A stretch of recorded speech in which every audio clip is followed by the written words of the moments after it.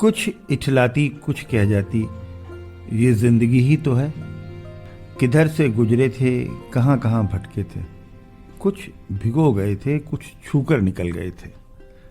कुछ रुला गए थे, कुछ बहा ले गए थे।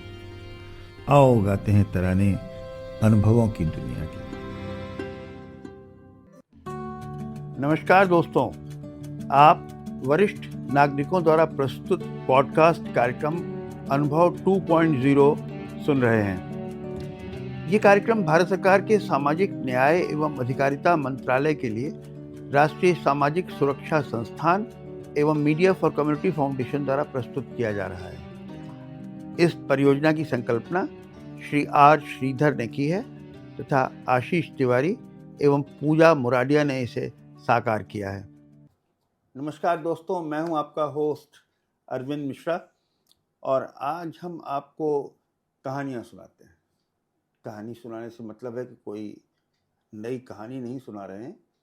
हम लोग कहानी सुनाने की विधा, जिसको लखनऊ में किस्सा गोई, नरेटिंग ए स्टोरी, इस पर चर्चा करेंगे। एक किस्सा गोई की बहुत प्रसिद्ध कलाकार रूपाली चंद्रा जी हमारे साथ हैं। रूपाली जी, आपका स्वागत है। नमस्कार। नमस्कार। आज के शो में मैं बताऊं कि हर आदमी किस्से सुनाता है जिंदगी भर जी। और कुछ लोग किस्से बना चना के सुनाते हैं। कुछ बच्चे शुरू से ही ऐसे होते हैं कि उसको कहते हैं कि हर समय किस्सा सुनाता रहता है आदमी और ये झूठ बोलता है और सब बहुत सारी बातें। ये एक वो डांट भी है किस्सा सुनना, स्टोरी सुनना और पढ़ना, सबको मज़ा भी आता है।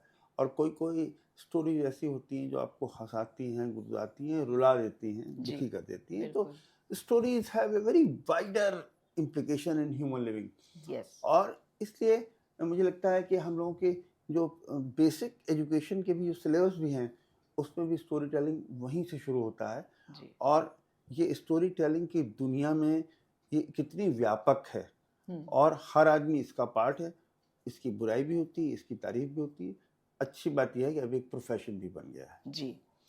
तो आपका किस्सा सुनाने का बचपन से आपको शौक रहा?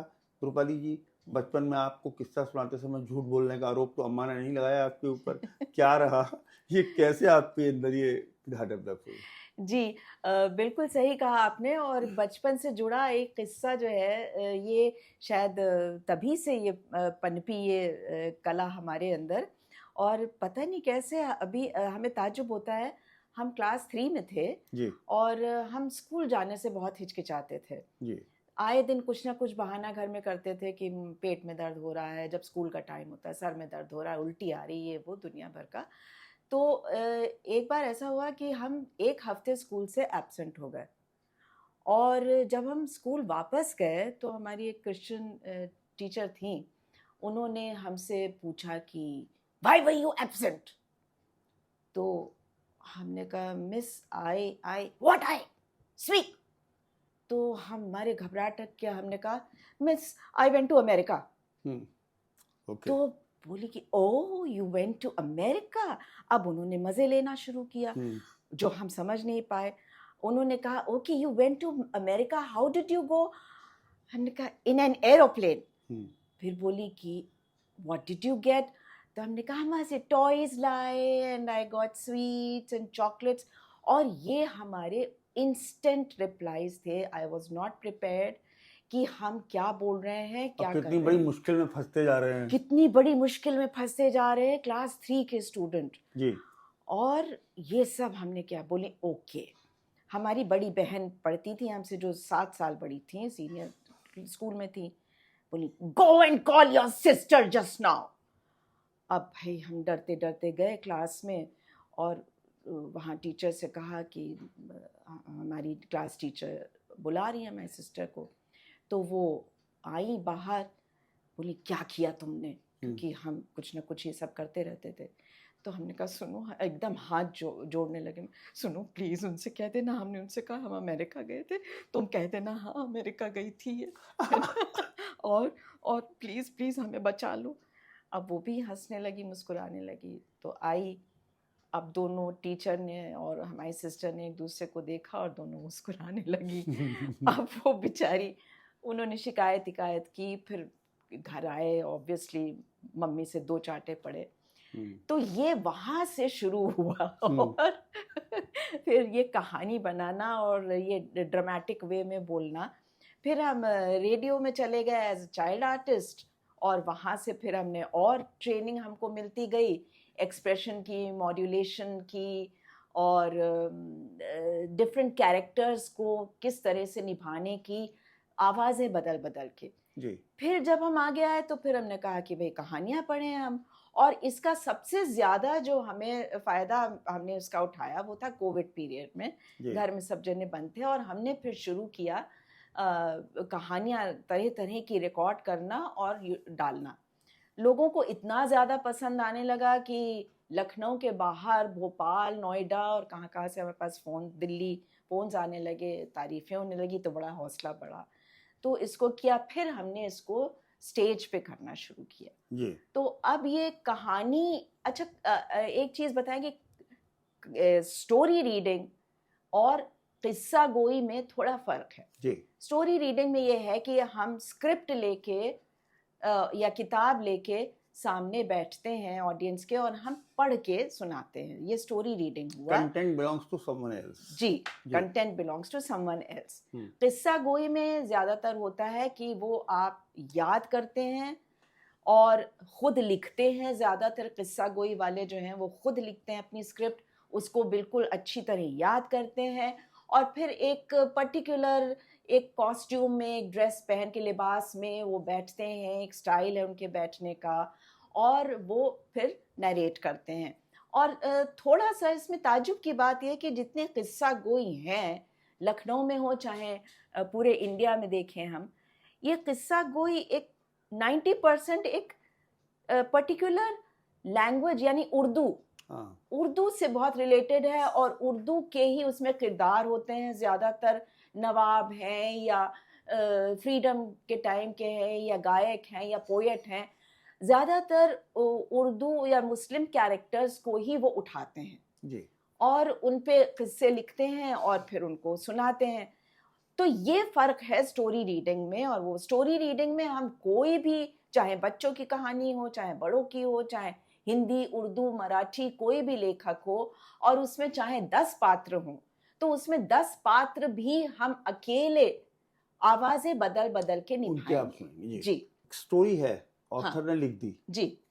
जब आप उसको नरेट करती हैं तो you go by that sequence, या आप उसको चेंज कर सकती हैं। क्यों, मैं बताऊं आपको। एक नॉर्मल फॉर्मेट स्टोरी का ये है कि एक कैरेक्टर ए बी सी, आपने 3 कैरेक्टर से मान लीजिए स्टोरी ओरिजिनल लेखक कह रहा है, और वो 3 कैरेक्टर आ रहे हैं, इंट्रोड्यूस होंगे, फिर वो इंटरेक्ट करेंगे, आगे चलेंगे स्टोरी, फिर उसमें ग्राफ बिल्ड होगा, टेंशन का, इमोशंस का, ऊपर नीचे होगा, सुख दुख सब गुथे रहेंगे, अंत में प्री क्लाइमैक्स होगा और क्लाइमैक्स हो जाएगा। जी। नाउ तो आप इस सीक्वेंस को फॉलो करेंगी, या ऑडियंस को देख के अटेंशन ग्रैब करने के लिए आपने प्री क्लाइमैक्स पहले दिखा दिया है, कोई ट्रेजिक सीन से शुरू किया और फिर आगे पीछे स्टोरी को घुमाया, आपने रिवाइंड किया आगे पीछे, वो करती हैं? I mean what is the format? नहीं, ज़्यादातर फॉर्मेट तो यही रहता है कि जैसा लिखा है उसी सीक्वेंस में पढ़ें। लेकिन अगर हमें ज़रूरत लगती है, तो अगर राइटर मौजूद हैं और वो कहीं पे भी हों, तो हम उनकी परमिशन लेते हैं कि देखिए हम इसमें ये चीज़ बदलना चाहते हैं, छेड़छाड़ कर रहे हैं। अगर वो जीवित नहीं है तो फिर हम कैसे भी कर सकते हैं।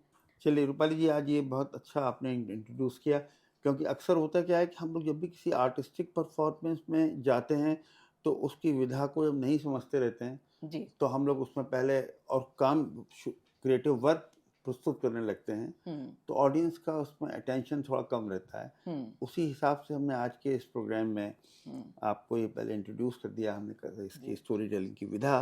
तो आज के प्रोग्राम में आप कोई स्टोरी पढ़ना चाहेंगी?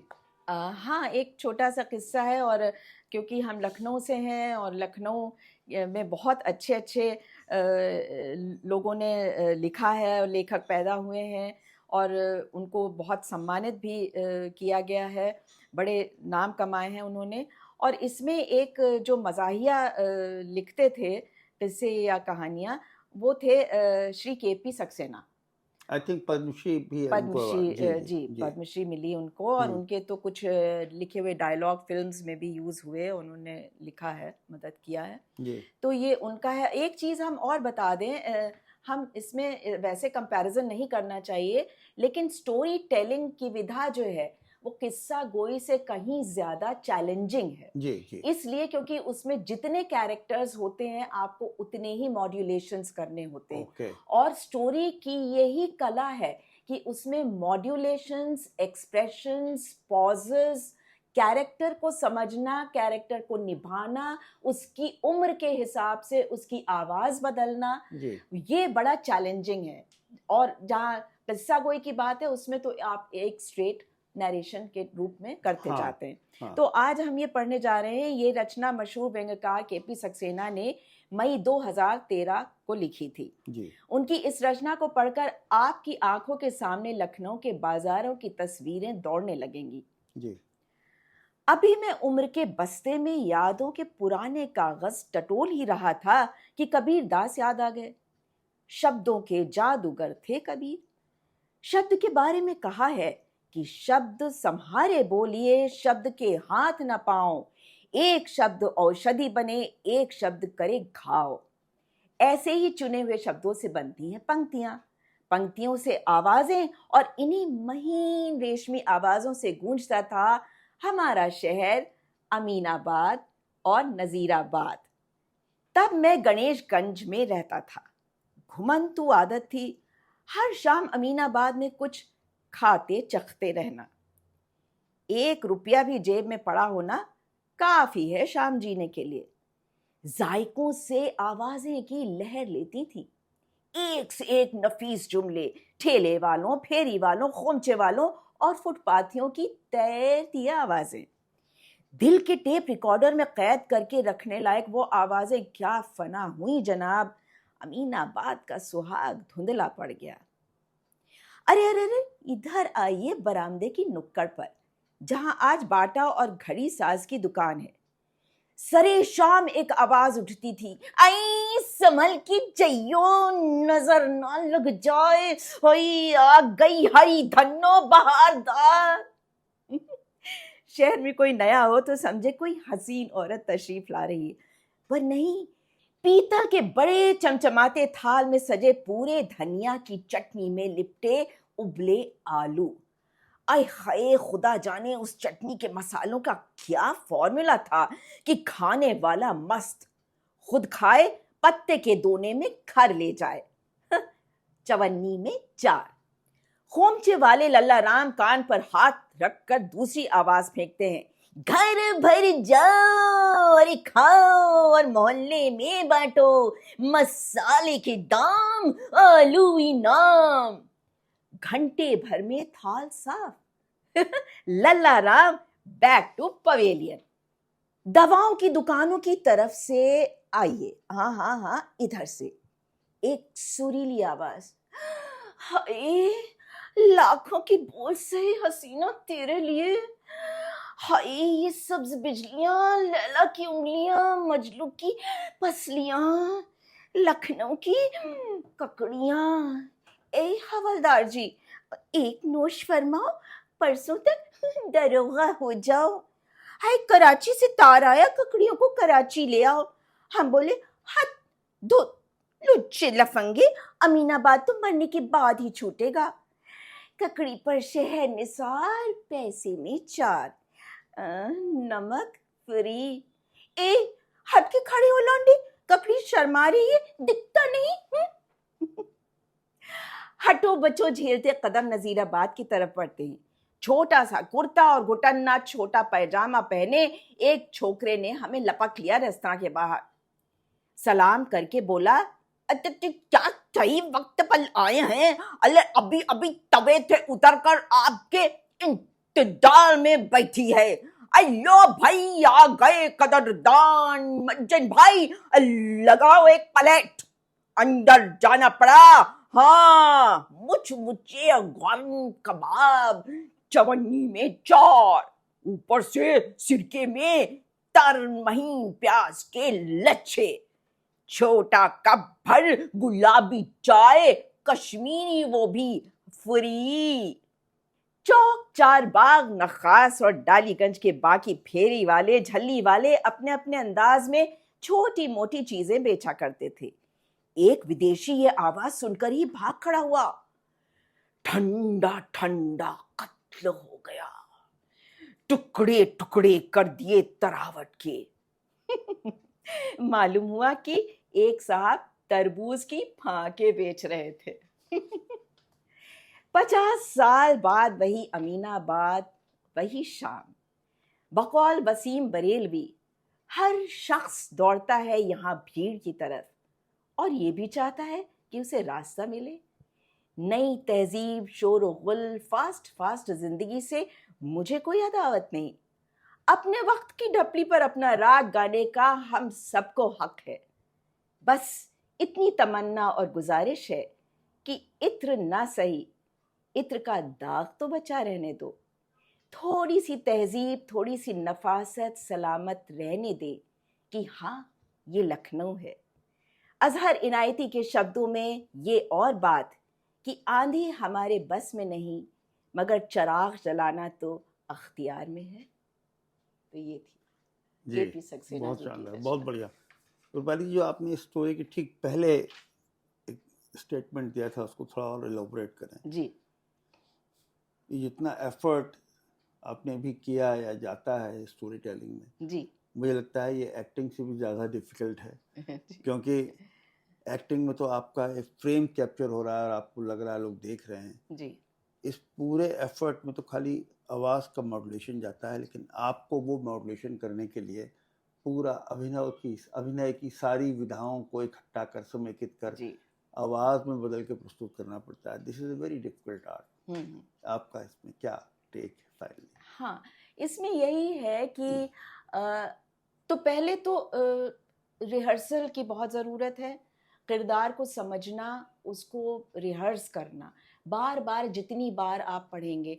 फिर सबसे पहले जो पढ़ रहा है उसके लिए ये ज़रूरी है कि वो हर किरदार को विजुअलाइज करे। जी, वो देखे कि ये अगर फेरी वाला है और उसकी ये लैंग्वेज है, तो उसको और थोड़ा सा, जो जैसे इसमें था कि महीन आवाज़ में, तो महीन आवाज़ में एक जैसे लड़के होते हैं ना, जिनमें थोड़ा सा लड़कियों का एक हाँ, अंदाज होता है बिहेव करने का या बोलने का, तो वो हमने विजुअलाइज किया कि जी, इसको हम इस तरह से अगर बोलें तो शायद ज़्यादा मैच कर जाए। तो इसलिए ज़रूरी है कि प्रैक्टिस और विजुअलाइजेशन, कॉन्सेप्ट क्या है, किस तरह की ऑडियंस को आप सुनाने जा रहे हैं, फिर उसके साथ जो सपोर्टिंग उसको खूबसूरती देने के लिए हम बैकग्राउंड म्यूजिक कभी कभी यूज़ करते हैं। स्टेज पे परफॉर्म करते हैं, अगर हम थोड़ा सा डायलॉग्स को ड्रामेटाइज पोर्शन में कर लें, यानी कि उसको एक्टिंग कर लें, तो उसमें फिर थोड़ी सी लाइट्स और बैकग्राउंड की ज़रूरत पड़ती है। तो इसको हम कई तरह से निभा सकते हैं। सीधे एक लाइट में बैठ के पढ़ भी सकते हैं, और इसको हम एक थोड़ा सा कुछ पोर्शंस को ड्रामेटाइज करके रीडिंग प्लस ड्रामा दोनों कर सकते हैं, जिसको हम कह सकते हैं जैसे रचना दृश्य हो। जी, तो रचना भी है और दृश्य भी है, तो इस तरह से कर सकते हैं। बहुत बढ़िया, बहुत बढ़िया रूपाली जी। आपकी स्टोरी सुन के मज़ा आ गया। और while we remember KP Saxena ji, we pay tribute to him also। Yes और लखनऊ में उन्होंने लखनऊ की जो प्योर अमानत थी कल्चरल, उसको बहुत साल तक इंटैक्ट रखा। जी जी thank you very much for being on the show. And आपने जो हमको आज ये इसकी इंट्रिकेसीज ऑफ स्टोरी टेलिंग बताई, जी, उसके लिए बहुत शुक्रिया। थैंक यू, हमें भी जी। बहुत अच्छा लगा। जी दोस्तों, आप लखनऊ की संस्था पीपल्स इनिशिएटिव के पॉडकास्ट कार्यक्रम अनुभव 2 को सुन रहे थे। वरिष्ठ नागरिकों की सुविधा के लिए भारत सरकार की हेल्पलाइन नंबर 14567 पर आप प्रातः 8 बजे से रात्रि 8 बजे तक वरिष्ठ नागरिकों की किसी भी समस्या पर सहायता प्राप्त कर सकते हैं। Thank you and have a good day.